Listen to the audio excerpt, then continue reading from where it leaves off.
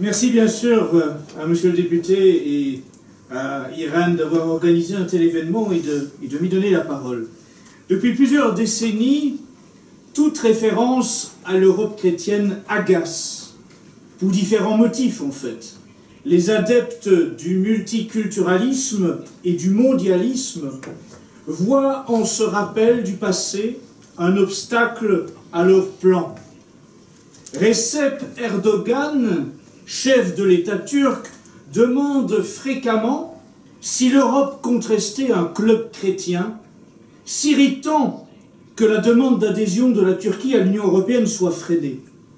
Jacques Chirac, lorsqu'il était président de la République française, avait nié les racines chrétiennes de l'Europe et empêché, avec d'autres serviteurs du cosmopolitisme, que la Constitution européenne fasse référence à ses racines chrétiennes. Aujourd'hui encore, en ces institutions européennes à l'intérieur desquelles nous tenons ce colloque, les partisans d'un socialisme marxiste athéiste, les adeptes d'un ultralibéralisme apatride dédié au culte du veau d'or et les suppôts des sectes maçonniques partagent une même détestation de ce qu'a été l'Europe chrétienne dans un passé oublié et maltraité par un révisionnisme imposé jusque dans l'enseignement officiel de l'histoire dans nos écoles. Et pour cause, car l'Europe chrétienne, au temps de son rayonnement médiéval, fut un modèle basé sur des principes incomparablement plus justes que ceux qui guident aujourd'hui notre continent, plongeant nos peuples dans une misère à la fois matérielle et spirituelle. Oui, l'Europe chrétienne a existé à l'époque de la chrétienté médiévale. Il s'agissait d'une société orientée vers le ciel, rythmée par sa foi, donnant naissance à une civilisation ordonnée, familiale, où chacun avait sa place et savait pourquoi il travaillait, peinait et vivait, voire combattait et mourait. L'Europe chrétienne a été une réalité respectueuse des variétés de ses composantes, avec le latin et le grec pour seule langue pour les intellectuels, et le culte également, et ses nombreux parlers locaux pour la vie quotidienne, avec aussi ces universités ouvertes à tous ces peuples qui s'y groupaient toutefois en nations. Il n'avait pas fallu attendre un plan Erasmus. Contrairement à notre époque qui s'autoproclame de progrès, l'Europe médiévale a laissé la terre plus féconde qu'elle ne l'a reçue, sans avoir besoin de Greta Thunberg. L'Europe médiévale chrétienne était réellement développée, avec une urbanisation en plein essor, mais qui restait à taille humaine, loin des mégapoles de nomades consommateurs de notre monde moderne. Les monuments publics y foisonnaient, religieux ou non, édifiés avec un vrai souci de beauté et faits pour durer. Regardez ces églises, cathédrales, châteaux, beffrois, toujours debout, et comparez-les à ces constructions coûteuses, laides et éphémères de notre temps moderne. L'Europe chrétienne médiévale a été innovatrice, en confiant à des ordres religieux le soin de créer des écoles, des hôpitaux et des hospices. Que des ordres religieux se consacrent à instruire les enfants, à soigner les malades et les vieillards, outre l'avantage moral et spirituel, permettait de ne pas se soucier de la rentabilité, comme c'est aujourd'hui le cas avec les hôpitaux et les maisons de retraite de notre monde moderne. Les conditions de travail dans l'Europe médiévale chrétienne surprendraient la majorité des syndicalistes d'aujourd'hui.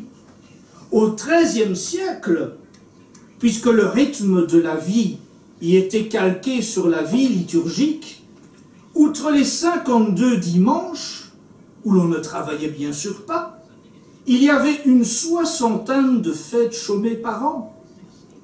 Au XVe siècle, les ouvriers qui travaillaient aux constructions des cathédrales avaient en moyenne annuelle 245 jours de travail et 120 jours de congé, comme le confirment les registres de l'époque. Le développement du Moyen-Âge est à sa base d'agriculture, donc fondée sur le travail physique du paysan. La société médiévale de l'Europe chrétienne réhabilite, protège et récompense le travail. À l'inverse, dans l'Antiquité, et de nouveau à l'époque du monde moderne, la répulsion pour le travail physique engendre l'esclavage. Au contraire, l'époque médiévale de l'Europe chrétienne va tirer exemple du monachisme, de la vie des moines, qui associe travail physique, recherche intellectuelle et vie spirituelle. Grand nombre de moines sont issus de la noblesse et ne rechignent pas, comme le dit saint Benoît dans sa règle, à travailler au champ, à sarter, bêcher, faucher, moissonner, sans pour autant négliger l'exercice de l'intelligence, ni bien sûr leur vie de prière. Cet exemple monastique était une vraie révolution sociale, effaçant pour quelques siècles l'idée que le travail physique est celui d'une classe inférieure. La promotion sociale était également de mise à l'époque de l'Europe chrétienne. Être un serf, contrairement aux idées reçues aujourd'hui, n'était ni une tare, ni une entrave. Un serf pouvait être adoubé chevalier. L'Europe chrétienne médiévale fait aussi horreur aux banksters d'aujourd'hui, car l'usure y était interdite. L'intérêt est le prix du temps, qui appartient à Dieu, non à l'homme, est-il coutume de dire au Moyen-Âge. Le commerce, à l'époque de l'Europe chrétienne médiévale, se pratiquait dans des conditions bien plus transparentes et protectrices des consommateurs que celles édictées aujourd'hui par les règles européennes pondues par des technocrates et sujettes aux pressions des lobbies très actifs en ce Parlement. Au Moyen-Âge, les producteurs, qu'ils soient paysans, tisserands ou artisans, négocient avec les commerçants et détaillants en un seul lieu par localité, un seul jour précis de la semaine, entre des heures d'ouverture et de fermeture impératives, et les prix se discutent au grand jour. Toute vente par un producteur est prohibée en dehors de ce marché. Les marchandises sont présentées en unités rigoureusement semblables, les poids et mesures sont contrôlés, les produits élaborés sont conformes à un type déterminé, ce qui est à l'origine des appellations contrôlées, de type par exemple fromage de Brie, jambon de Bayonne, etc. Les différents types de toiles de tissu comportent une certaine densité de fils dont la qualité est vérifiée par des experts jurés. Il n'y avait pas besoin d'associations de consommateurs, il n'y avait pas besoin de règles technocratiques. La vie était bien faite. Dans l'Europe chrétienne médiévale, les métiers s'organisent hors du schéma actuel de lutte des classes, avec des guildes et des corporations bien plus efficaces que les actuels syndicats. Cette époque médiévale étant aux antipodes de la déresponsabilisation générale et de la dévirilisation de notre temps actuel, ces guildes et ces corporations de métiers participent occasionnellement, armés de leurs outils, à des batailles lorsque leurs localités sont en danger. L'Europe chrétienne médiévale n'a pas besoin de dissoudre les nations pour organiser une défense européenne.